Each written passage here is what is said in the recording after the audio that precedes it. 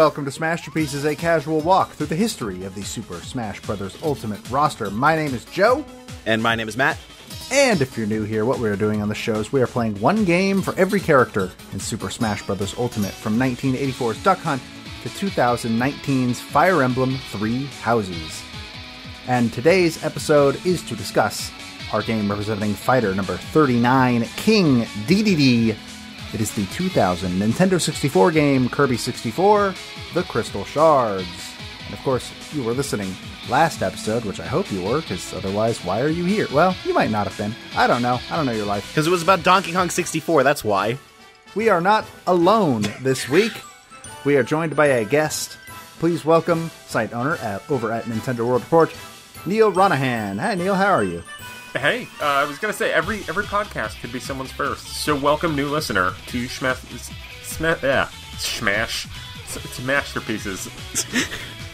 Yeah, this show, I don't tend to think of it very often, but this is a show that's very well suited for just jumping in on an episode that catches your interest. Yeah, it makes a lot of sense like that, and we've also structured the show to assume that no one's doing that, because every episode just, we lead into the next game. So if you are just jumping in on each episode, oops, we've made that as difficult as possible.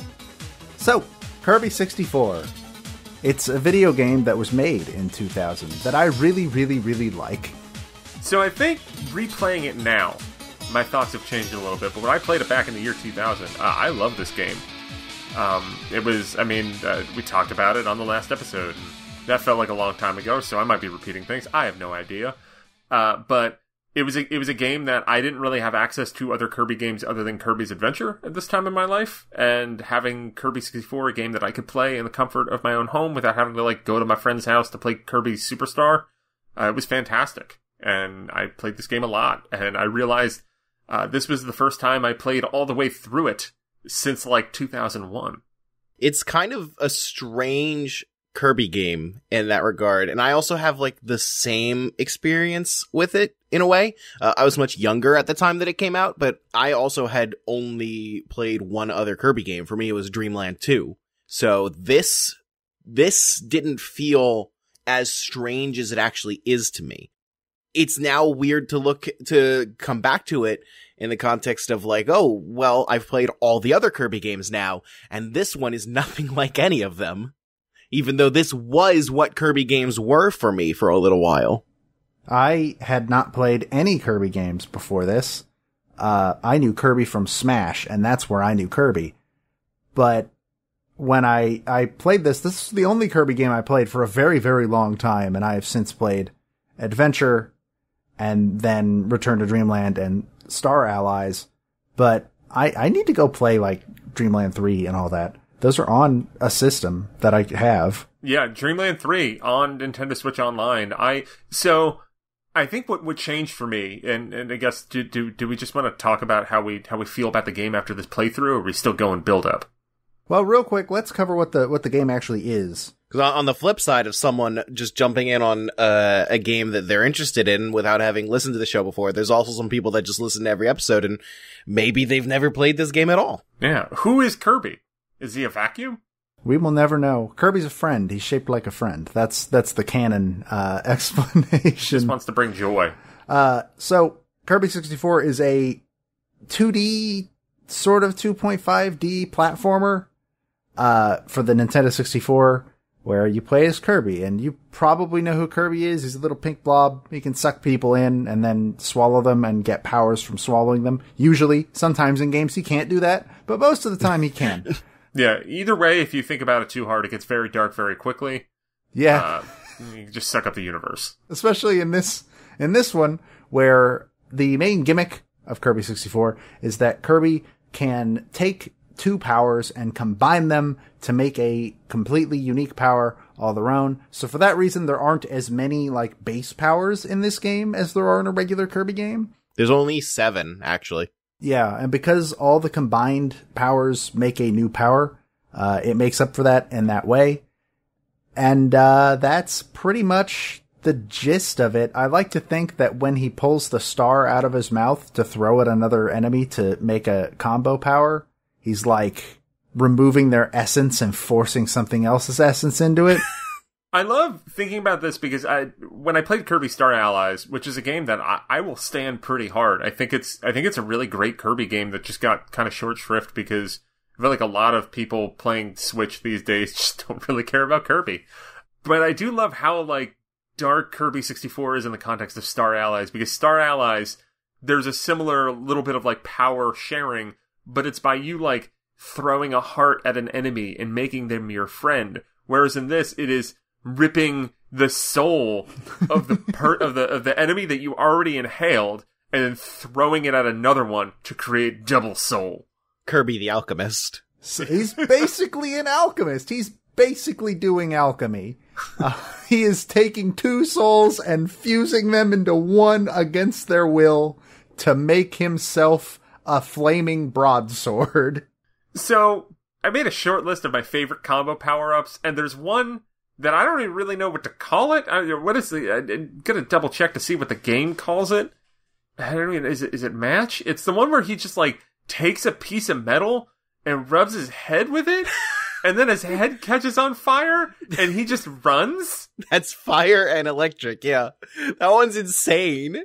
It is apparently called Match. It's called what? Why would it be called that? He's lighting himself on fire like he's a match. Yeah. And the look on his face when it's happening, like, Kirby doesn't want this. And yet he keeps doing it. So the problem with the combo powers being the main focus of the game is that while some of them are really stupid and fun, some of them are either completely useless, like Match, which is really funny, but when would you ever want that power? That, like, you're not going to use it. Or Fridge Kirby. Or Fridge Kirby, yeah, Fridge Kirby's incredible. Is so stupid, and I love it, but when will you ever use it in this game? Where he's just on ice skates. Oh, the ice skating one is awesome. That was great. I used that underwater and, like, used it to skate up a hill. It was insane, and it was the best. I love how much you can just play with them. Like, that's what makes it. The Firecracker one is probably my favorite to move around a world with. Oh yeah, the fireworks. Because you just spam that and you just go nuts. That one's also one of my favorites. I like the double needle, where he just becomes a giant weird Swiss Army knife with, like, a cactus and a compass and a bee stinger and a pencil. It's so stupid and funny. By far, I think the worst power in the game, the worst combination, is stone and bomb, which makes dynamite. First of all, its explosion has so much range that it will kill literally anything around you. The problem is, it can also hurt Kirby. Now, Kirby has the defense against this if you hit down. I didn't learn this until this playthrough, by the way. Years of playing this game. I had no idea this was a function of this power. If you hold down, he'll put on a hard hat, and then it can't hurt him. The problem is, if you throw it, and it makes contact with an enemy, it explodes immediately. And if you want to get every Crystal Shard, you have to, like, fight a mini-boss with that. And it's unbelievable. Some of these power-ups are obviously incredible and, like, really inspired. And then you get somewhere it's just like, well, we gotta combine these two for something. I feel like a lot of the bombs and the rocks are the ones that I feel like fell short. Like, a lot of the bomb ones are just like, the explosive snowman, which is hilarious, but it's kind of just the same as the light bulb in a way, where it's just like, oh yeah, like, you combine the powers, you walk forward, and then, like, blow up. Yeah. Like, there's not a ton to that. A lot of the stone ones are just kind of like, you know, you're different. There's the animal statues one. There's the volcano one. It's a lot of, like, sedentary stuff, which I guess makes sense with stone. Although, you do get the curling stone out of that one when you mix it with ice. I forgot there's a curling stone. Oh, neither of us ever got that one on stream, but I forgot that that's one of them. When I played this game as a kid, I didn't know what curling was, so I had no idea what was happening. I don't think I did either. I think this might have been how I learned about curling, I was like, what's this? It was a combination of this, and then eventually there was a curling game in WarioWare. And since I had no idea what on earth curling was, every time it came up, I was like, what does it want me to do? I have to scrub back and forth. Why? I think another one of my favorites is just I mean, anything that just gives him something that he gets to use. So we both learned something about a power we mentioned in the pre-show last time. So if you mix Spark and Cutter, which, by the way, Cutter in this game, base Cutter, really bad. Like, really bad. It's the worst Cutter. But Cutter mixed with almost literally anything else, usually pretty good. Honestly, yeah, for the most part. But Cutter by itself is just not good. Yeah. If you mix it with Spark, then you get this double-sided lightsaber. And as a kid, obviously, this game came out a year after Phantom Menace. You think Darth Maul, because we're kids in America, and therefore that means it's a Darth Maul reference. Doesn't matter how likely that actually is. And then we learned during our stream, it is not a Star Wars reference. We knew it wasn't as adults, but like as a kid, you know, it's Darth Maul. But it is very likely a Gundam reference. I don't even think very likely. I think for sure it's a Gundam reference. It looks exactly like it. So, Neal, I need to drop this picture in our chat so that you can see this. This is... Oh, yeah. This is the MS-14S Gelgoog commander type, as piloted by Char Aznable. I don't know what most of those words mean, but I've been assured that is what this is. And you look at this picture, and it's like, oh yeah, that is absolutely that same sword.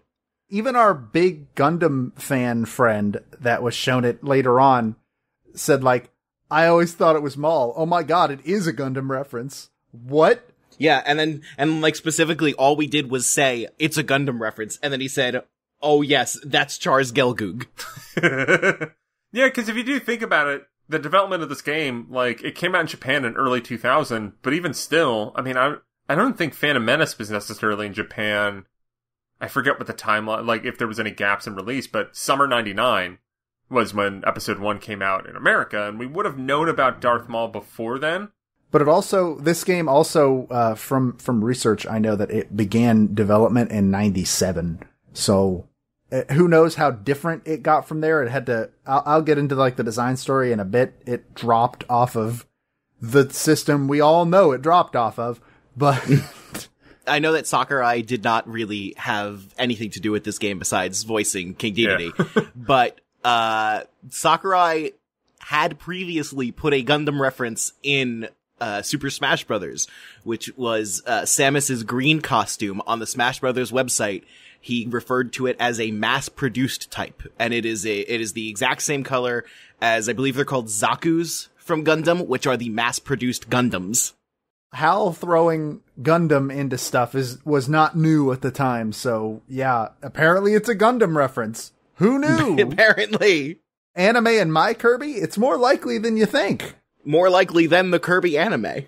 I mean, do either of you guys follow the current Kirby series director on Instagram? No. I should. No, I don't have Instagram at all.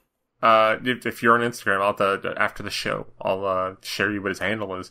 Because he just basically posts, like there's just a post of just, like, he has a Kirby stuffed animal next to his screen and he's playing Ghost of Tsushima. Like, yeah, like, those Kirby games are definitely inspired by a lot of different, you know, sci-fi anime. They're also low-key probably inspired by Evangelion, because a lot of, like, those crazy final bosses are just angels from Evangelion. Yup. Especially in the recent trilogy of, but Triple Deluxe, Planet Robobo, and Star Allies. So I haven't played Planet Robobo or Triple Deluxe, honestly, but I have played Star Allies, and that checks out for that final boss. Yeah. Mm-hmm. It's like the first angel that appears in Evangelion. I don't remember its name. It is like identical to one of the bosses, like way at the end of Star Allies. So it's like they're getting less subtle. And like you think about 02 from this game and how messed up it is. There are clear anime influences in Kirby. And it's funny how they're not from the anime that you would expect Kirby to draw influence from. Kirby's got a real weird history. So, boys, want to hear about how this game was made? Because some of this is really fun, I think. Yeah. Because it is once again yet another Nintendo 64 game that, big surprise, started out originally planned for the N64 DD, as seemingly most of them were. Isn't Mario 64 like the only one we've played that isn't? No, Ocarina technically. Yeah, I don't think Ocarina was. Ocarina had like expansion stuff planned for the DD, but it wasn't originally being developed for the DD. Like the first 2 years were kind of like, these games are for the base system, maybe we'll expand on it. Like I think F-Zero X is also a game that was going to come out normally on the N64, but then, I mean, that actually did have a 64 DD. Did that actually come out? I don't know. 64 DD is one of those things that I've always wanted to just be like, I have $1,000 to waste. Let's get this. Basically everything from Pokemon Snap on started on the DD on our list. Well, I think from Pokemon Snap to this game, and Majora, I think technically as well. Pokemon Stadium 2 probably wasn't on the DD. No, I think... Or Dr. Mario 64. I think anything past Majora was not on the DD. The DD. Oh my god. Was not on the DD. It had flopped by them. Yeah. But apparently this Kirby 64 is regularly grouped with 3 other games that got moved down to the regular 64 at the same time as Kirby. And Kirby is the only one of them that came out, though I think one of them turned into a different game, sort of, and one of them turned into a different game on a much different system. They were Super Mario RPG 2, which I assume just sort of turned into Paper Mario from there. Yeah, no, Super Mario RPG 2 was just Paper Mario. The issue with that is that I think Square was giving Nintendo a hassle over the name. And that's why, if memory serves me correctly, Super Mario RPG 2 was called that initially, then it was called Mario Story, and I think that might have been its Japanese name, and then it became Paper Mario in the West. But that is, I would say that Super Mario RPG 2, when that is referred to, that's just Paper Mario. And then Fire Emblem 64, which was straight up canceled, as we know. Yep. But contemporaneously with Kirby 64 was Fire Emblem Thracia 776 being one of the first downloadable games on a Nintendo console. Yeah. And then Earthbound 64, which famously would later be rebooted on the GBA as Mother 3.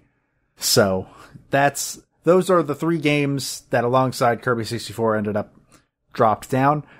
It's one of the only games on the system to only use the D-pad exclusively, and there's apparently a reason for that. It was easier for children. Yeah, and the fun thing with that is you can use a Wii Remote on its side when you play it on Virtual Console. Mm-hmm. Oh god, I should have done that. It's like the only I think it's the only N64 game that you can do that with because of the way multiplayer is a focus in it. I learned the hard way that I am not a fan of the Wii U Pro Controller's D-pad, and you can't remap the D-pad. When was the last time that Nintendo had a good D-pad? Did they ever have a good D-pad? I think the N64. Yeah, actually. Yeah, because the GameCube one is junk and small. Yeah. Well, I don't think the Wiimote D-pads are terrible when you do them on their side. Yeah, it's just more the angular shape of the remote is more of the problem there. I think the D-pad itself is fine. And I think the D-pad on the classic controller on the Wii might be okay. So I guess the Wii? I guess the Wii, yeah. Maybe the 3DS? I think that might, was that fine? I don't know. It was fine, it was just in a weird spot. Yeah. Yeah. But yeah, that's why it is D-pad only. They wanted it to be good for kids. Early screenshots imply that all 3 of the partner characters were fully playable at one point, being Waddle Dee, Adeline, and Dedede. Which, speaking of, man, Adeline and Ribbon just sort of vanished after this, huh? Until, last year. Yeah.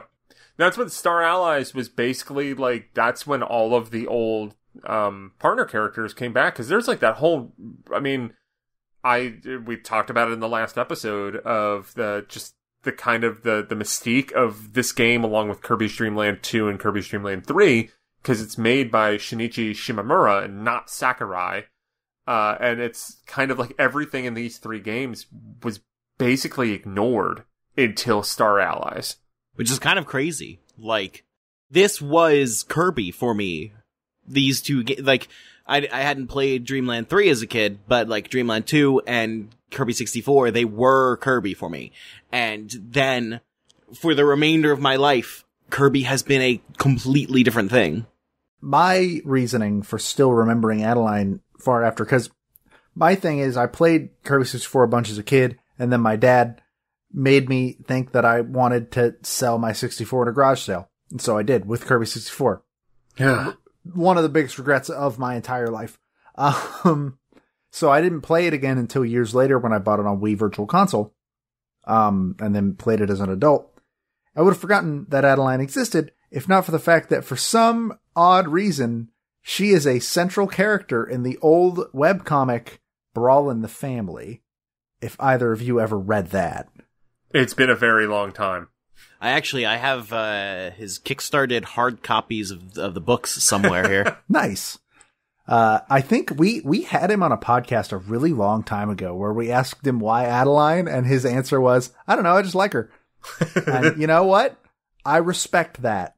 She's a likable character. I'm a fan. She's a very likable character. I'm sad that she does not show up again for a very long time. Ribbon, I think I said this in the last episode. My sister and I used to like role play as the characters as we were playing. We were weird kids.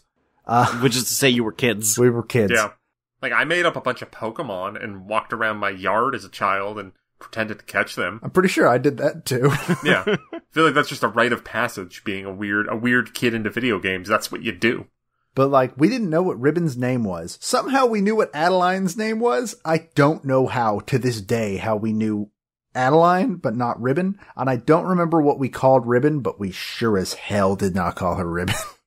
Those are like my main memories of playing Kirby 64. To this day, playing the Deity's Castle stage still like triggers a reaction in me, because that's the stage I remember playing all the way up to when I first got the game for Christmas, and like put it in the 64 right away to play it, even though we did not have time for me to do that. And I guess that's the level I made it to, because that's always the level where I'm like, yeah, this is the one. I remember this one. And so that's Kirby 64. I think this is a really, really fun game. I think it's still my favorite Kirby game, but that is still from a position of, I haven't actually played a lot of Kirby games, so. Something that I think is really cool about this game, it's something that it was more or less brand new at the time, and I haven't seen it in many games at all since. It's a 2.5D game that takes advantage of the fact that it is graphically in a full 3D space. Like the camera twists and curves a lot. And there are times when like you'll go into a full U-turn on a level, and like you'll see the area that you're going to in the background, and then you'll make your way around, and then in the background at the end of the level you can see where you started. That's a really cool thing that just not a lot of games use even today, and I'm a big fan of that. Did you guys ever play Klonoa? No, but I'm aware of what it is. Yeah, it is a game that if you like that, maybe try Klonoa. I will have to. There was a Wii version, and I think there's rumors that because that's Bandai Namco. I think there was like a Japanese leak or like some kind of something where there's that like the Encore series. It's Katamari Damacy, Reroll, the Mr. Driller's Real Land game that came out the other month. Supposedly Klonoa was like on that list of getting like a cool new, modern HD upgrade. The Wii version that came out like 12 years ago is fantastic. But it's it's a 2D platformer from this era that does a similar 2.5D thing. Yeah, it's such a cool thing. It's a little weird to see like when you fire like any kind of projectile and it like curves around the path, but still, like, I still love it. It's the kind of thing where it's not like this isn't a graphic powerhouse. It's not like people are like, check out these sick graphics on N64 with this Kirby game. But it's still impressive in that regard, because I think it does do those cool visual tricks by making use of how it's presented in the 2.5D plane. I think visually it might be one of the better aged 64 games out there, honestly. I would agree with that. I think it looks pretty good. And like the fact that it's Kirby, it's supposed to look simple and not terribly realistic. Like that works in its favor.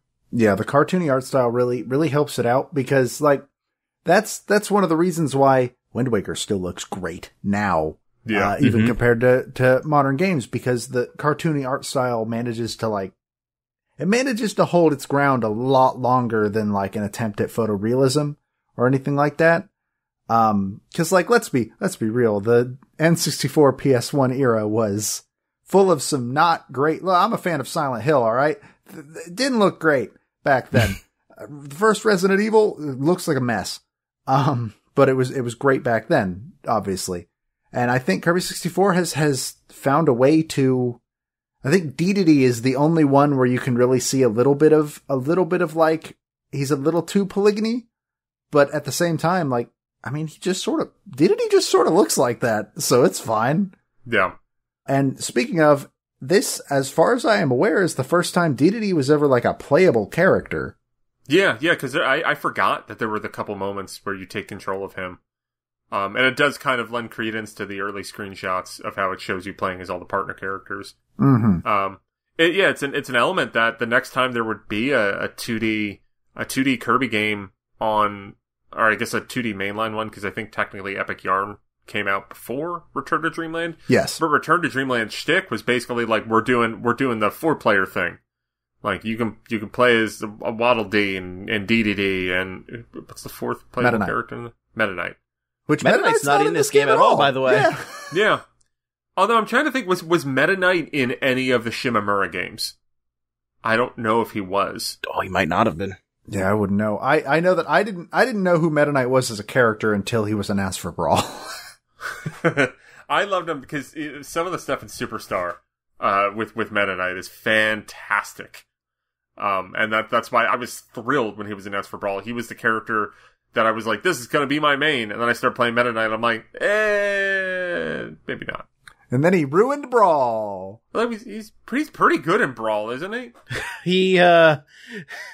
So, me and Joe lean a bit more towards the competitive side of Smash Brothers than you do. So we can tell you that Meta Knight in Brawl is kind of a sore subject. Yeah. Oh no. Or at least he was at the time. And nowadays we look back on him and it's like, yo, like he's the only character that's like actually fun to play competitively in the game. Meta Knight was the Bayonetta of Brawl, where competitive players were like, we need to ban this character. We need to ban him right now. On the tier list, he was in a tier by himself. tier triple S. Pretty much. And then the next tier was just Snake. So yes, Meta Knight did not appear in Dreamland 2, 3, or 64. Interesting. But he did appear in the anime, and that's where I met him. Yeah. I never watched Back At Ya. Neither did I. I feel like I didn't miss much. You didn't. I mean, it's one of those shows that got really messed up by 4Kids, but also I don't think it was very good to begin with. Well, Kirby doesn't seem like something that would move well to any other medium but games. No. Like, I don't see why you'd want Kirby anywhere else other than in a video game. He's fine where he is. Just let him be there.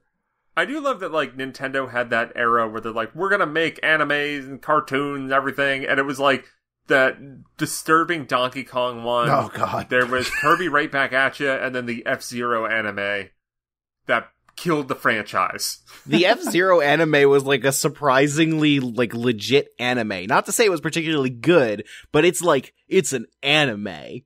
Like, damn. They did not pull punches on going full anime with it. Yeah, it still killed the series. But pulling back to Kirby away from Captain Falcon, he'll get his time. He gets his time in like a year when we get to GX. He'll get his time once and then never again for anyone. And then never again.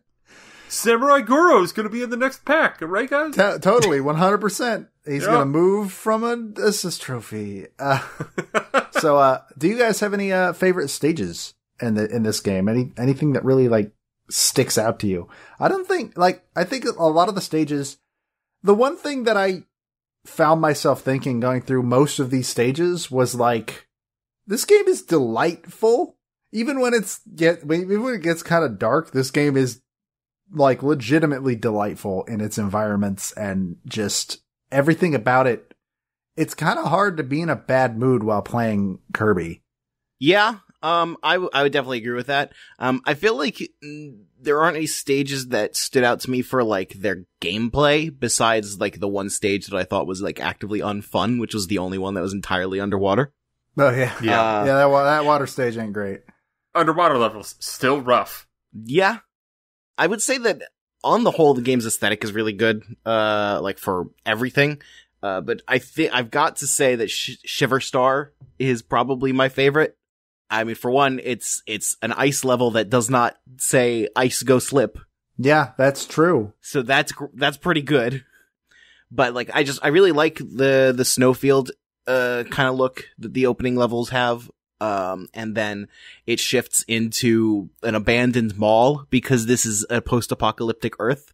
And then you go into this abandoned factory where it's just the remnants of civilization that was left behind. It's just this progression of like this idyllic landscape that looks genuinely beautiful to the remnants of human civilization. Shiver Star straight up blew my mind as a kid when I realized it was Earth. As a kid, that's like one of the most whoa things. Yep. I honestly kind of forgot how much I like got into like what's going on here. Why is there a mall? Until I got to this part of this playthrough. I think when I played Kirby 64 on like Virtual Console and stuff, I would usually kind of like teeter out around like Aquastar, Neostar. But replaying it now, Shiver Star did kind of blow my mind a little bit. Like I liked the sereneness of the snowfields. And then going into the, like, oh, it's post-apocalyptic, everybody had to leave. Or died. Or died. Yeah, or died, yeah. I have a fondness for Rockstar and some of its levels, especially the last one, being the spaceship. Because, like, as a kid, that one just sort of comes out of nowhere. Yeah, sometimes I forget about that. Wow. Like, aliens invade at the end of it. It's really, like, weird, but I really, really dig that level simply because of the like sudden shift in you've been walking around ruins and under sand this whole time and then suddenly you're in a spaceship. What? I like Rockstar a lot for that. And I do like Ripple Star. I think it's a good finale. Mm-hmm. Like I think in the grand scheme of Kirby finales, it's probably I think it's bested in later games, but like I'm a sucker for whenever they kind of play with the greens aesthetic in a later level. And then, like, the final castle is fun to explore. And the opening level of Rebel Star is the first level again. Yeah. But, like, a bizarro version of it. It's really cool. The shards are even in the exact same spot. It's like, it actually took me until this playthrough to realize that was the case. I should have realized it much earlier because they don't exactly hide it. Yeah, it's playing the exact same music as the opening level, too. Yeah. It's really, really cool, that little touch. I will say that what kind of fundamentally changed the way I look at Kirby 64 is playing Kirby Stream Land 3. And that's because Kirby Stream Land 3 is kind of the same game. It doesn't have the combo power stuff, which is something that I don't think any other Kirby game has really captured as well, and I love that mechanic in this game. But Kirby Stream Land 3 does have the partners, Rick, Kine, and Ku. And they are fun, and they, like, augment every power that you have. It's kind of like the combo power-ups in a different manner. The art style and, like, the graphical presentation in Kirby Stream Land 3 is spectacular. It has the similar slow pace of Kirby 64. It's a little, like, I think Kirby 64 with the Crystal Shards, it's more fun to kind of explore and find secrets in that game than it is Stream Land 3. Yeah. But there's something about how I feel like I went into this game having kind of played Kirby Stream Land 3 more over the past couple of years. I basically I think when Dream Land 3 came to Wii U Virtual Console, I finally played it and was kind of like, wow, like this game's kind of awesome. Like it's a great Kirby game. It's really fun. I almost went and played it before we recorded this episode. It just came down to time, honestly, because I saw it when we were recording that PAX panel, which is probably aired by now, I think. Maybe? While looking at the Nintendo Switch Online, I noticed Dreamland 3 was there, and I was like, I should probably play that. Maybe I should play that before we record the Kirby 64 episode, and just didn't have time. So now that sounds like a bonus episode to me. Yeah, I will totally come back to talk Dreamland 3 with you guys, because I just, it's the kind of thing where I'm not saying, like, Dreamland 3 is not like it's not like the best Super Nintendo game or anything, like, you know, like Yoshi's Island's a better platformer on Super Mario World. But it's for a Kirby game, like it's super cute. It's fun. I think though, and the one thing And it especially came out when you guys told me about the soundtrack part of this earlier today. So I was just kind of going through the soundtrack of Kirby 64. And when I did that, it kept on recommending me Kirby's Dream Land 3 songs. And that soundtrack kicks the crap out of Kirby 64 soundtrack. I think it might be something with the Super Nintendo sound chip. And maybe just me having a preference to that as opposed to, what's going on in the N64. But that's the one thing where, like, I kept on listening to these songs being like, when should I highlight and call out? I'm like, there's one on Dreamland 3 that I wish I could just point that one out instead. Like, there are some absolute jams in Dreamland 3. And I think that's my takeaway from Kirby 64. Still love the game. It's still great. I don't think I hold it as, like, my favorite Kirby game. I actually think that the recent trilogy is the best of the series has ever been. Like, I think Superstar, the expanse of Superstar is still better because there's so many different options and so many ways to play that game. And nobody's captured the Kirby 64 combo power-ups. And that's something that, like, Star Allies tried to do, but it just wasn't the same. Yeah, because it generally in Star Allies, it just comes down to... You're just, like, partnering with a friend. Or you can also mix you can make your friend's sword a fire sword, and that's the closest it comes. It's the same kind of thing, and you can even do the curling puck in that game, too. Oh, I didn't know that, actually. It really bums me out that Star Allies got such crap when it came out. People just kind of wrote it off, and then they did that awesome free DLC for, like, a year and a half. Yeah. I look forward to whatever that team does next, which they went through. I mean, Triple Deluxe, Robobo, and Star Allies came out within 2 years of each other. And right now, it's been over 2 years since the last Kirby game. I played Star Allies with my roommate because he is a very big fan of Kirby. So he buys all of them. Doesn't matter. He is a Kirby loyalist. He will buy literally any Kirby game you throw at him. We played Star Allies that way with another friend of mine. And so, yeah, it sort of does the copy power. And that, you're right, that is the closest it's ever come to bringing the copy powers back. I really wish they'd try it again because I feel like with modern hardware, they could do some really dumb stuff. Yeah. And that's, that's the thing with Kirby 64 that I came away from is that this is a game that's not afraid to be stupid. Like, Fridge Kirby. Why? This is the least afraid to be stupid video. Like, this is Katamari Damacy levels of unafraid to be stupid. And I love it. I love games like that. And I genuinely do wish they would, obviously Kirby doesn't really worry about being stupid nowadays either. I mean, the friendship train in Star Allies exists and is amazing. But, they've never really gone into making any of the copy powers. Like, Fridge Kirby would never show up in a modern Kirby game, and that's kind of a bummer. Yeah. There's one thing that I gotta bring up. For a game with as little text as this one, I'm surprised at how hard the localization dropped the ball. Oh, yeah, that's true. Like, the very first option in the game is you load it up and it asks, do you know how to play Kirby? In Japanese, the question was, would you like to see the tutorial? And they forgot to swap the options. So I was like, you know what? Let's see what the tutorial has to offer. So I said, no, I don't know how to play Kirby. And it skipped the tutorial. And also on the pause menu, if you want to leave the level, you have to select try again. Which usually means restart.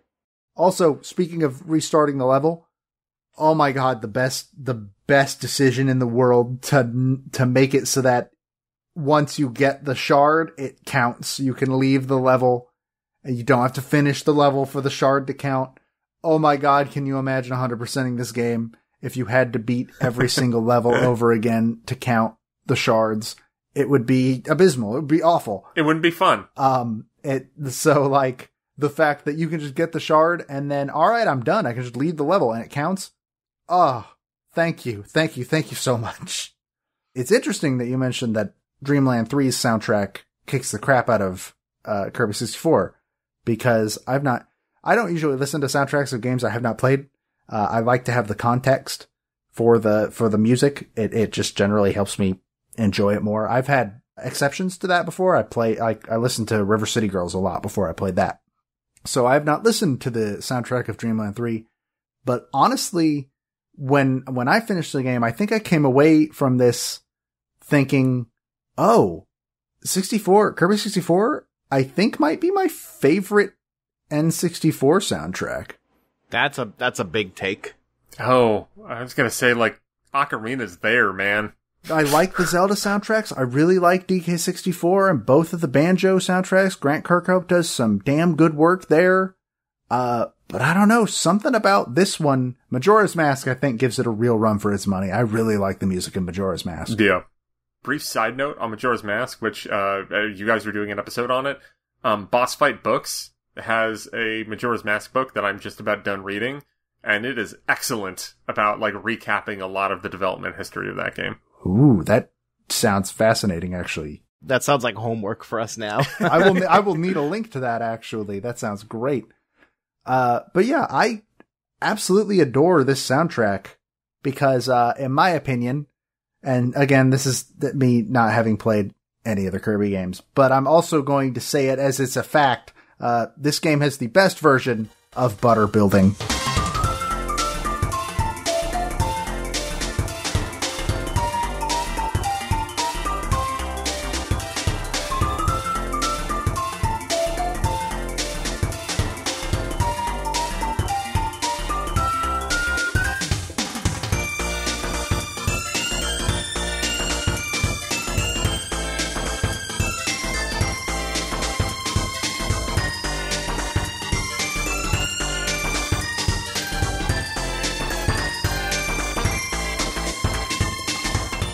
Above the Clouds is the best song in this game. Oh yeah, it's my favorite song in this game. I think it's the best version of butter building there has ever been, and that's high praise, because butter building is a good song.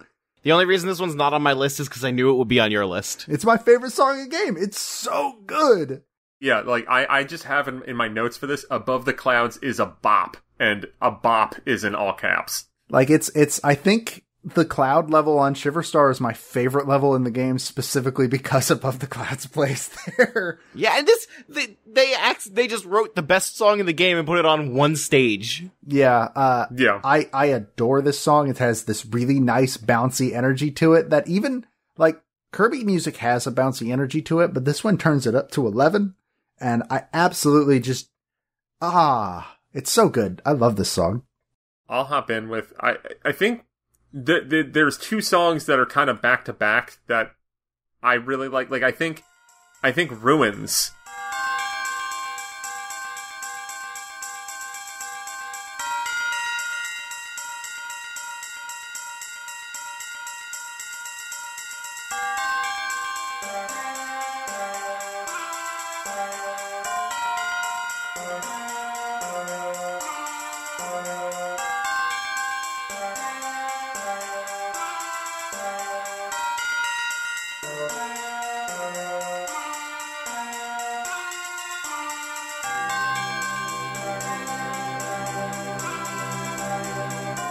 It's just a nice little, like, super mysterious tune. And then when you go into the ruins,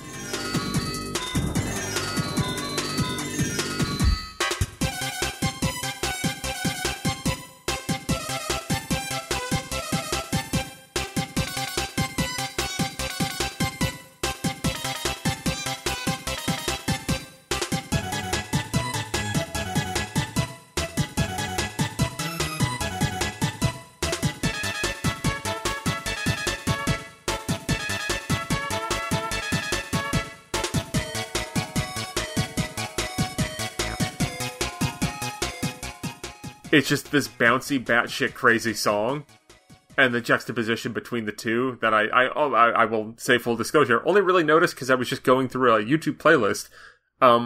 But thinking about it more in the game, how you do it just kind of turns on a dime of being like I'm exploring, and then you were just in the ruins, and everything goes nuts. Yeah. So that's the one with the bells. And then just, it goes from these nice, serene, yep. And then suddenly it's, yep. It is so weird. And I agree. Those are two of the most noteworthy songs, in general. I especially do like the Inside the Ruins song. Yeah. Like, I feel like the opening Ruins song is just, it's okay, but Inside the Ruins is just so weird. Yeah. Yeah, I like the bells in the opening Ruins song, partially because it's a pretty not bad MIDI. Yeah. Like, oh, it sounds pretty good. I mean, bell midis, as somebody that has worked extensively with midis, bell midis are usually pretty safe. It's the horns you gotta watch out for.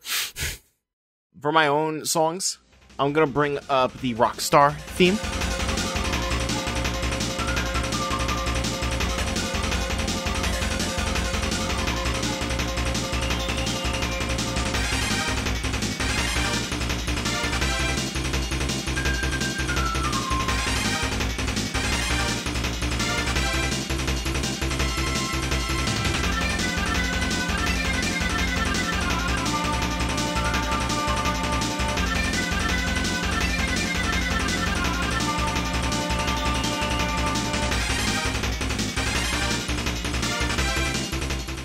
This one, it's got this high energy kind of feeling that I like, and it just kind of like it gets you going as soon as you get into that level, and it never stops. It's the most excited that a song in this game gets me. I always think of the sand rising every time I hear this song, though. Yeah, well, it's also the song that's playing when like you see the spaceship rising up into the sky. Yeah, like that's kind of crazy in itself. That's true. That's a fun song, I think. I agree that it is cool that it just starts and you're in there. Another song that I like, just because of like my own tastes, is Factory Inspection from Shiverstar.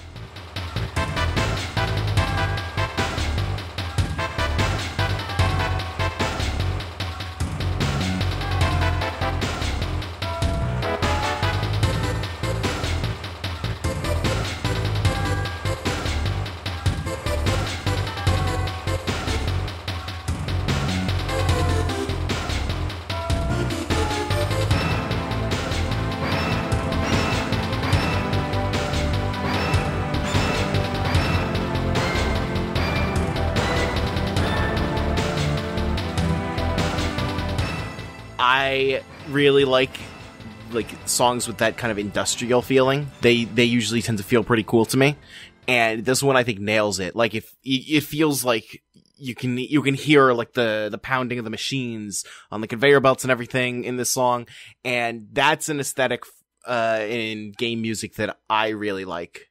So this song also stands out to me as being really good. So I mentioned on your stream that song is in Star Allies. And I freaked out when I heard it. Oh, yeah. Because it's just straight. It's not even a remix. They just lifted it out of Kirby 64 and put it in Star Allies. And I lost my mind when I heard it. It was awesome. I feel like that's part of the reason why Star Allies has more love for like Kirby 64 specifically, is that I think you have a lot more developers that might have grown up with Kirby 64. Yeah. As opposed to that era where it was just kind of like people just moving forward with the Kirby games. I'm also looking at it right now, and it's also in Planet Robobot. Oh. Yeah. Planet Robobot, however you pronounce it. Yeah, Planet Robobo. Robobo. That one is a new rendition, though, and it doesn't sound nearly as good.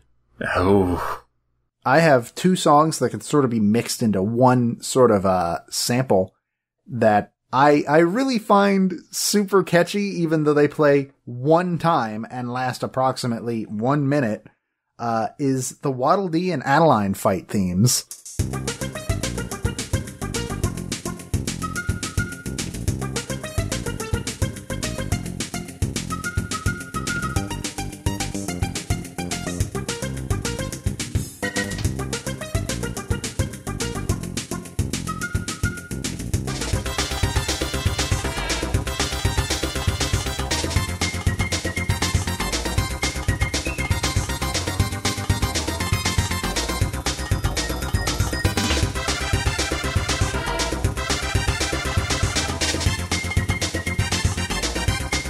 Yeah, those are great. I don't know how to explain why I like them so much. They're so absolutely catchy. Like, I don't like the Dedede one as much. I think that one goes a little too hard, and doesn't have like a melody that you can really whistle along to or anything like that. But these two, great stuff. I think another one for me, it's an early one, but it's one that, like, when I got to this level in my replay, it just kind of made me smile and remember this game. Quiet Forest from, like, the second stage.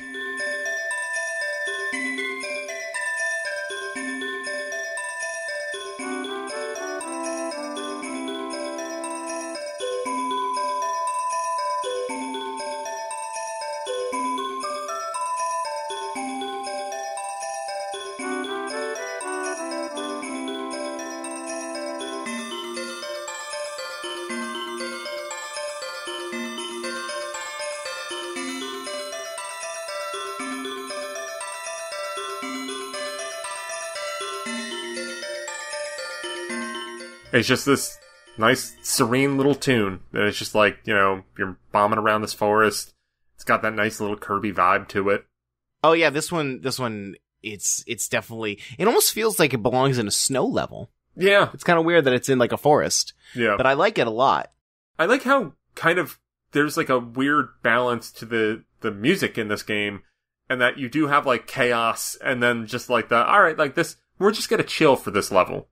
One that I really like that's in the same sort of vein as this one is I really like Down the Mountain Stream.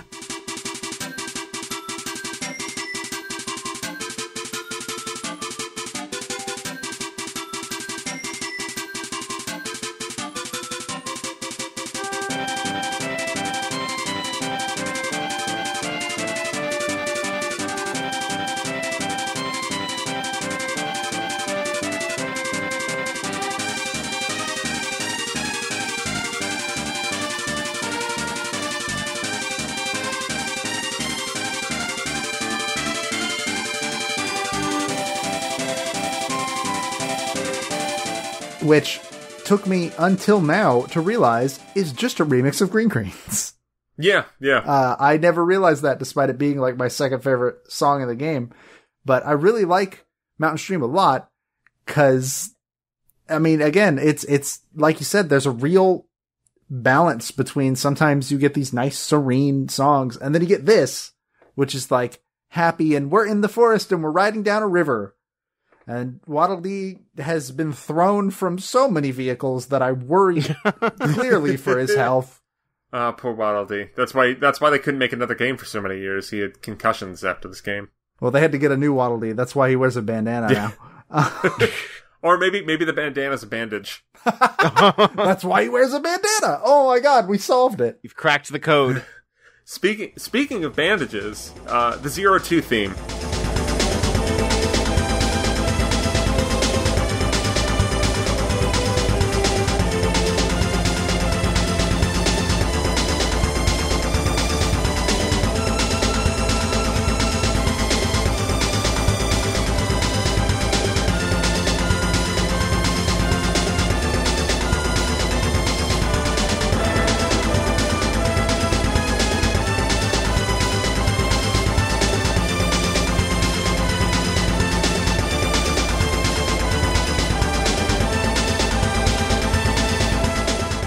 I guess, is this the only song for this game that wound up getting like a remix in Smash?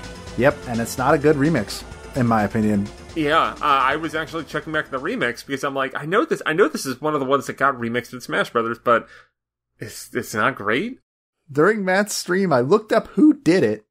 I don't remember his name. It's the Ape Escape guy. He also did Show Aniki, which explains so much. Yeah. Like, I don't like the Brawl remix of the song, which makes it suck. Popstar, at least, that's another great song, Popstar.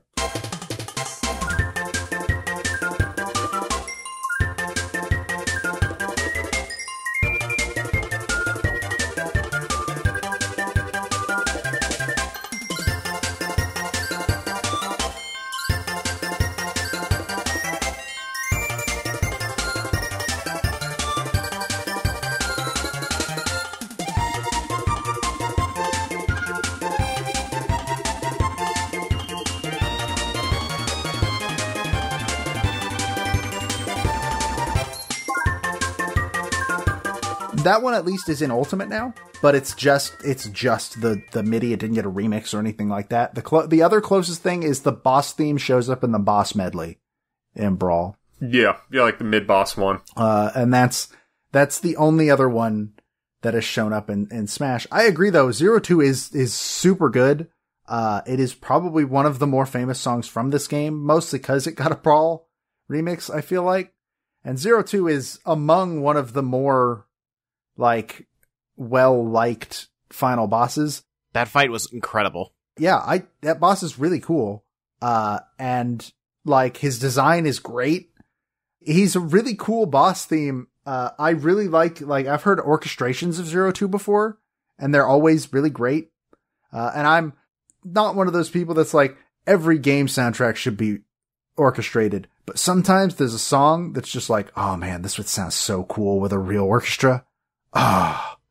I haven't heard the Smash version of 02 in a while, so I'm listening to it now, and what on earth is this sound sample of this guy just going, It's the guy that did Show Aniki did this song. That's why.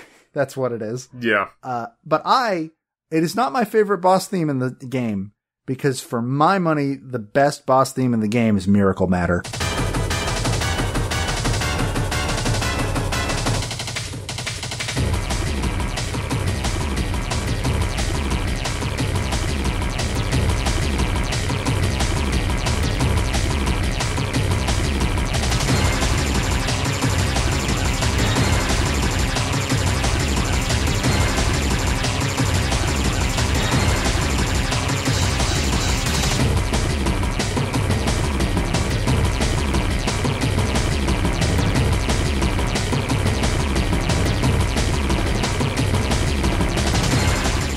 It just goes so hard and cool.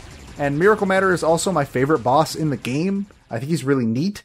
He's not much to him, but there are so few base powers in this game that they were able to build a boss around having forms that can only be hurt by the specific base powers. And I think that's kind of a neat idea. I want to take this, and I know we've kind of moved on from the main game, but once again, how Star Allies kind of brings back some of the Kirby 64 vibes. There's a lot of resemblances between Miracle Matter and 02 with the final boss in Star Allies, Void Termina. Mm-hmm. I think I remember something like that, yeah. I only have 2 more songs that I want to point out, and I feel like one of them might be on Matt's list already. Ooh, my list was done. Whoa. Oh, there we go. Well, first of all, I'll give the weird one that was only on my list, I guarantee it. Which is, I have a weird soft spot for the tutorial song.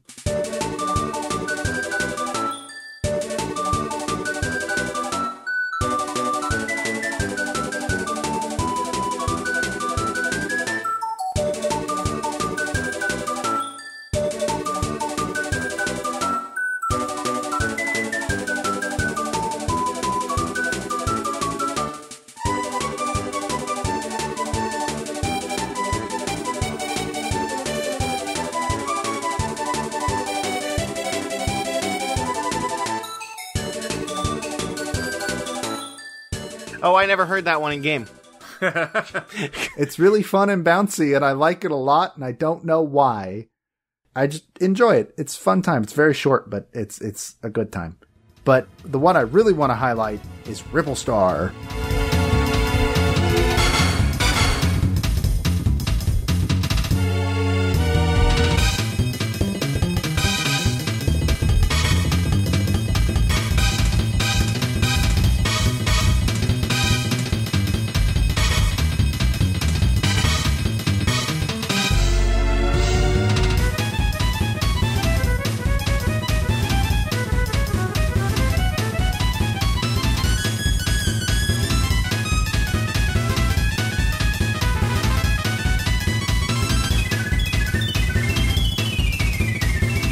Because this song's got a bass player that is working hard and it's working out.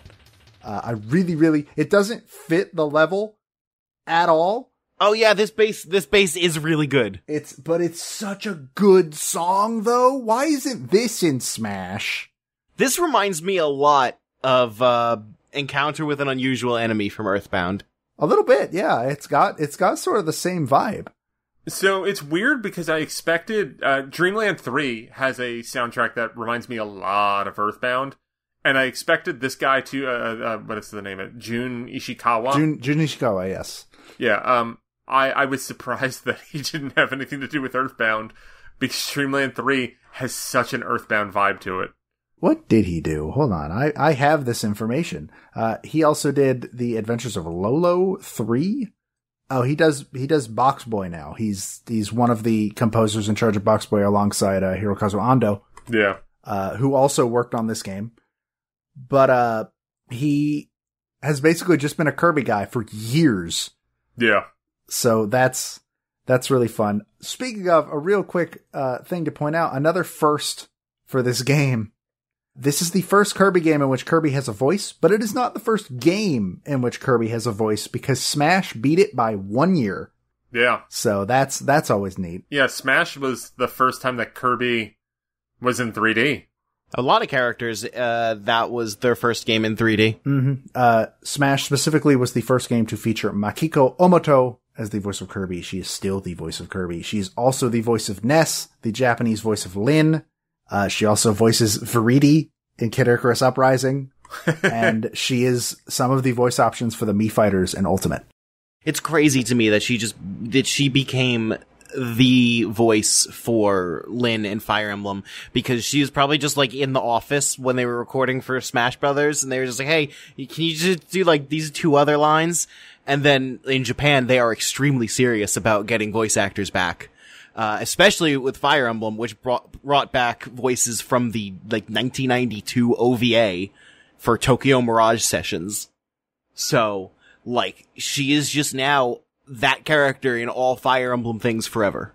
And I think it's really neat to think that we talked about this in Metal Gear a little bit, but it's really neat to be walking into this era of games where like characters have voices now. What is this? Yeah. Like Super Mario 64 was basically the first time we heard, or no, I guess Rondo of Blood was the first time we heard voice acting in a video game on this list. Yeah. And Rondo of Blood also had, it was because we were playing the re-release on PS4, but it had voice actors that we recognized. Yeah. Like it's bizarre to think that, cause you think nowadays when you think of video games and you think, yeah, voices, they've always been there, but no, they haven't. And we're only just now on this show entering an era where they're just commonplace. Everything has a voice now. It's relatively recent in Nintendo's history that they started getting real voice actors. I think Kid Icarus Uprising was the first one where I looked at it and it was like, oh, they got actual actors here instead of just people around the office. Instead of scabs. Yeah. Pretty much. Well, in most cases, it was literally people around the office. Yeah. Yeah, Leslie Swan was the voice of, I mean, even in America, Leslie Swan was just a voice because she was in localization. Mm-hmm. Yeah. For Peach. Yeah, and in 64 she played the voice of Peach, which is really weird to think that Peach was technically fully voiced in that game. Yeah. It's just that she said 3 things. Sunshine is the one that's bizarre. Mm-hmm. Not to get totally off track. Don't worry, we'll get there. But I think it is that's a good spot to go ahead and call it. We gotta kick Neal out of the studio so we can record the Majora's Mask pre-show. But before we do that, we have our traditional question for all of our guests. And you've already told us the answer to this, but you need to tell the people your answer to this question. Matt, would you do the honors? Yeah, so Neal, is there any employee of Nintendo that you would like to challenge to a fight? So I'm going to be very weirdly specific with this, and just so you guys know, I include this link however you can. So back in 2001, Nintendo had a contest that was, what would you do for a Nintendo GameCube? And there was a guy who shaved his head, painted himself blue, and ate bugs to win a GameCube. That man was Corey Olksavari? I think that's how you pronounce his name. He works at Nintendo now. He's worked at Nintendo for a while. It was definitely I haven't been to an E3 since 2015. He was definitely there then. I've seen him at a couple press events. I might be the only person that has been like, hey, you were the human Pikmin, weren't you? To which I think he wanted to kick me out of the room. But just so that way I can be like, I fought the human Pikmin. That's it. That's my pick. That's a good answer. That's a real good answer. I have thoughts as to who was the person at Nintendo of America that localized the bit of Paper Mario the Origami King that references the band Pup. I don't want to fight that person. I want to have a beer with them and listen to some Pup. Like I said, like, really positive who it is. There might have been a member of the Nintendo of America Treehouse who replied to me when I went through my phase where I got really into Pup, being like, hey man, Pup's great. And if you look at the timeline of that, that's probably when he was working on the localization for Paper Mario the Origami King. So it's probably that. Yeah, I don't want to just bring him down. I don't want to just fight one member of Nintendo of America. I want to fight one and then hang out with another one later and talk about Pup. Well, now we got to add a second question to the tradition. Like, after the fight, who do you want to hang out with at Nintendo? So, do you have anything you want to plug before we throw you in the well we throw all our guests in? So I'll do two things quickly. Tying into Kirby 64, the day after recording this on the Twitch channel, twitch.tv/Nintendo World Report, I will be doing, it will be in the past by the time you hear this, so I don't know what the results will be. It might not work out in my favor, but we're experimenting by having 3 people from the staff, me, Zach Miller, and John Raridan, do a video game draft where we're going to take the year 2000 and go like in a snake order, pick our lineup of games that we want to have, and then we'll put it to a vote online. Kirby 64 is eligible in the year 2000. Same with the next game that you're going to be talking about in just a few moments, Majora's Mask. Really, Kirby 64, Majora's Mask, I think are 2 good options. I think if I'm going for people's votes, Majora's might be the way to go. But I don't really know how I'm going to play it yet, if I'm going to be true to myself or try to win.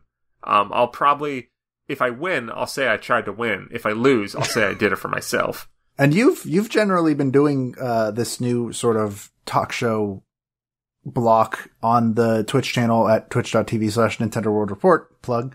You've been doing it every Tuesday night for the past few weeks. Yeah. 2 weeks. Yeah. It will be the 3rd week tomorrow. It's really experimental and weird. I kind of want to work in some like playing a game and doing something. We might actually do just the way timelines work and how we had to do all these PAX panels far in advance of the actual PAX Online, which is running through in September. We did that show, Supermarket Nintendo Sweep, which you guys are on. We'll let the world wait to see how you did. You have to go see it live, even though we recorded a month ago. That's going to be right on the cusp of depending on when this episode comes out, it may have just happened or maybe just about to happen. Yeah. Yeah, I think it's, I forget the exact, I think it's September 17th, Thursday at midnight, because they're West Coast, so it's a reasonable time there. I think this episode will have definitely come out by then, for sure. But that's, we might do stuff like that on the Twitch thing, on the Twitch talk show on Tuesday nights that I'm doing, where I think we had 2 people from Supermarket Nintendo Sweep, Andy Gergen and Justin Berube, might be doing NES races, which I'm really looking forward to. But yeah, it's this weird experimental thing. So that's what I'll plug. Call me when y'all do a Donkey Kong 64 race.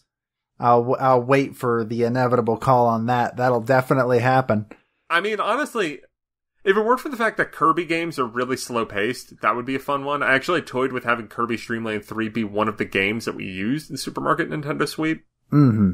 But it wouldn't be as fun to watch because just everything in those Kirby games moves very slowly. Especially this one. This one is the slowest paced Kirby game I've ever played. Yeah. Dreamland 3 gives it a run for its money. And also, final Dreamland 3 plug. I sent it to you guys in our chat, but Iceberg from Kirby's Dreamland 3 is a phenomenal song. That's all I got. I'm going to have to look into the soundtrack considering I have a show about soundtracks. But yeah, with that, like I said, you've been doing it every Tuesday night. I assume that's going to keep going. That's the plan. I go on Wednesdays. I've been playing one chapter of Bug Fables every other week. Then Thursdays is Smashterpieces streams where we'll be going on our next one. So we're trying to build that channel. And then I'm trying to do it more consistently on weekends. I don't know if Saturday or Sunday works better for me yet. I keep oversleeping on both of them. It's still an experimental process. Turns out a Saturday morning stream's really hard. We gotta let you go so we can go talk about our next game. Thank you for being here. You guys have met with a terrible fate. We're about to at the very least. Oh god, we're gonna have to talk about that, aren't we? That creepypasta. Yeah. That's a good segue into our next game. And that game is representing fighter number 22, Young Link. It's Link, but he's a kid and he's young. It's the 2000 N64 game, The Legend of Zelda Majora's Mask. So it was not long ago that we played Ocarina of Time, and that's just how quickly Majora's Mask was released. Yeah, and they mainly accomplished this by reusing pretty much a lot of assets from Ocarina of Time. Not all of them. Yeah. Obviously, like the dungeons are completely new. And of course the entire game engine. Yeah, the whole game engine is just reused from Ocarina. Most of the character models are just reused from Ocarina. It's kind of an interesting game in that respect. This is my favorite Zelda game, by the way, like personally. I would agree with that. I love the atmosphere of Termina. I think it's really, really well done. I think it has some of my favorite 3D dungeons, probably. It's got a couple of my favorite boss fights. Well, it's got one of my favorite boss fights. Well, it's got my favorite boss fight in Zelda, and then it has my favorite aesthetic boss fight in Zelda, even though I kind of remember hating Twin Mold. And Twin Mold was made even worse on 3DS. Yeah. But I remember hating Twin Mold when I first played it, so we'll see how that pans out. I have not played the original Majora's Mask in... it's probably been about 5 years. 6 years, somewhere in there. I have played Majora's Mask 3D. You'll notice that... So, when we did Ocarina, I played 3D, Soul played 3D, you played the original. That will not be happening in this one. We will both be playing the original N64 version of Majora's Mask, because while Ocarina of Time 3D strived to make the exact same game down to the smallest details for 3D, Majora's Mask didn't get the same treatment, and no, is a worse game because of it. They accidentally nerfed the inverted Song of Time, the one that slows down time and makes the time limit easier on you. They accidentally made it slow down time to 1/2 of its normal speed instead of 1/3 of its normal speed. In addition to many other changes that I just feel make it a worse game overall. It is still Majora's Mask, but it is not as good as the original, which is not the case for Ocarina of Time. For Ocarina of Time, I feel like for the most part, the 3DS version is an improvement in every single way. Yeah, the only things they changed were for the better, but for the most part, the game is pretty much exactly as it would have been on 64. Yeah, so Majora's Mask 3D, I would overall not recommend playing instead of the original.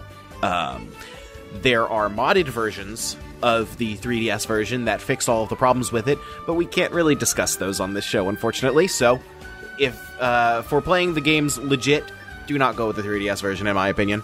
Yeah, I would agree with that, personally. So this will be my first time in 6 years going back to the original.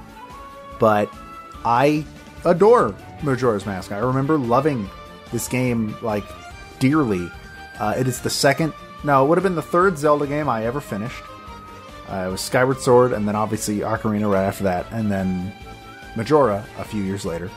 This game, I will say, if you are playing along with us and you have never played Majora's Mask, there is a real good chance this game will not be your cup of tea. Yes. Even if you liked Ocarina of Time, there's a very good chance this game will not be your cup of tea, because the time limit for a lot of people is very stressful. For some people, that takes away from the enjoyment that they might have. Because if you don't know the gimmick of Majora's Mask, I guess we'll explain it going in, you have a time limit to quote-unquote finish the game. You have 3 in-game days, which I don't remember how long they are. I think it's a day is 30 minutes? I don't remember the exact time. I don't remember either. But the point is, you have a time limit to finish all the stuff. There are things like the inverted Song of Time, which makes time slow down, or the Song of Double Time, which forces you forward, because you do actually need that. Because it works a lot like... I think, like, Oblivion gets a lot of credit for having a bunch of NPCs that just have their own routines and they live their own lives, but Majora's Mask did it first. Well, first of all, it wasn't Oblivion that got the credit. It was Morrowind, I would say. Was it? Because Morrowind got credit for being a fucking massive map. Well, either way, they were both after Majora's Mask. So yes. Majora's Mask has a whole map that every NPC on it has a routine. They are in a certain place at a certain time doing a certain thing, and you can sort of learn it as you go. And when you essentially save the game in Majora's Mask, and also, like, if you are coming up to the end of time, because it is impossible to beat the game in the time limit. Well, it's not impossible. You'd have to be like a crazy... Speedrunners have done it. Yeah. Regularly playing, it is impossible to finish the game in the time limit that it allots you. So every time the like time limit ends, you will play the Song of Time. You will go back in time to dawn of the first day. You will lose everything other than like the key items that you have picked up. Those you keep, but like you lose all your rupees, you lose all your ammo, etc., etc. And you start over. Everything is reset. And for a lot of people, they don't like that. Stress. I really dig when games stress me out, kind of, a little bit. If they stress me out in a very specific way, which Majora's Mask definitely does that. But for a lot of people, that's just not their thing. This is a very divisive game in Zelda for that reason, I feel like. In my experience, people either really, really don't like this game, or it's their favorite game in the series. And there is very little gray area there in my experience. Yeah, it's either you hate it or it is the best. Yeah. And the place that I fall on that is that it is my favorite. I think that it is above and beyond the best game in the series. Not just because of what you just said about how every character has that schedule they follow, which is, in fairness, mostly centered around Clocktown. Once you leave Clocktown, that kind of falls apart a little bit. Yeah. But because of how fleshed out those characters are, because of how great the side quests all are, which for our win condition, we are playing a great deal of those side quests. We are getting every mask. So we're going to see a lot of those side quests there. Mm-hmm. And they help make Termina feel like a living, breathing world, which I love. And another thing that I think is really great about this game is the dungeons. People complain that this game only has 4 dungeons, but those 4 dungeons are all incredible. They are among the best dungeons in the franchise. Snowpoint Temple is really cool. Like, really, really cool. I still remember that to this day. And I think Great Bay Temple might be one of the only water-based temples in the series that doesn't suck.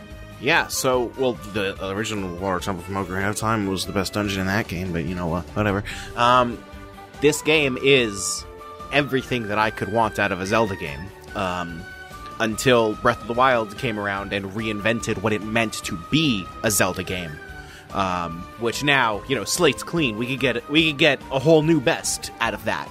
But for this style of Zelda that started with Link to the Past and carried forward until Breath of the Wild, there is no better than Majora's Mask for me. Yeah, I'm with that too. And yeah, that's what it comes down to. So I think we should just cut the pretense and do what we've been doing. One of us streams on Thursday and the other streams on a day on the NWR channel, because that's what we've been doing anyways for the past like 4 games. Yeah, that's fair. I think we should just go ahead and do that. So both of those streams will be at twitch.tv/Nintendo World Report. The quote-unquote official stream is still going to be the Thursday stream, because that's the one that's going to be consistent at the same time. Yeah. The other one's just going to be whenever we have the time. I might start doing it on Saturday evenings. I don't know. Maybe Sundays. I don't know. But that's where you'll be able to find those streams. You can follow us on Twitter at Smashterpieces. That is generally where we will say when streams are going on. You can also follow us on Facebook at Smashterpieces. We don't really post a lot there because it's Facebook and it sucks. You should delete your Facebook.